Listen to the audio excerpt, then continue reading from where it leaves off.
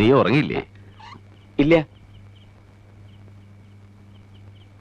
ഇന്ന് മുകുന്ദൻ വന്നിരുന്നു. അറിഞ്ഞു, അമ്മ പറഞ്ഞു. അടുത്ത ആഴ്ച അവന്റെ അമ്മാമയും കൂട്ടി വരാന്നാ പറഞ്ഞേ. അത് വൈകണ്ടങ്ങൾ നടത്താല്ലേ? അതെ. ഞാൻ ആലോചിക്കുക, എല്ലാം കൂടെ ഒന്നിച്ചായാലോന്ന്. ചെലവ് മാത്രല്ല, ബന്ധപ്പാടും കുറയും. മിഴിച്ചു നോക്കണേ എന്തിനാ? നിന്റെ കല്യാണത്തിന്റെ കാര്യമായി പറയണേ. ഉവ്വ്, മനസ്സിലായി.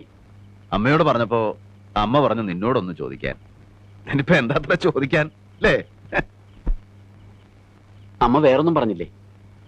ഇല്ല. ഞാൻ വേറൊരു കാര്യം പറഞ്ഞ് ഏൽപ്പിച്ചിരുന്നു. രാമൻകുട്ടി മേനോൻ സാറ് ഏട്ടനോട് ഒന്നങ്ങോട്ട് ചെല്ലണമെന്ന് പറഞ്ഞിരുന്നു. ഞാൻ അമ്മയെ പറഞ്ഞ് ഏൽപ്പിച്ചിരുന്നു. പറഞ്ഞില്ലേ? ഇല്ല. ഞാൻ പറഞ്ഞിരുന്നു. അമ്മയ്ക്ക് വിരോധമൊന്നുമില്ല, ഏട്ടനും വിരോധമൊന്നും ഉണ്ടാവില്ല എന്നറിയാം. എന്നാലും കല്യാണം എന്നൊക്കെ പറയണത് നമ്മള് വളരെ ആലോചിച്ച് പ്രവർത്തിക്കണമല്ലോ. ഏട്ടനോട് ആലോചിക്കണമെന്ന് തന്നെ ഞാൻ മേനോൻ സാറിനോടും പറഞ്ഞത്.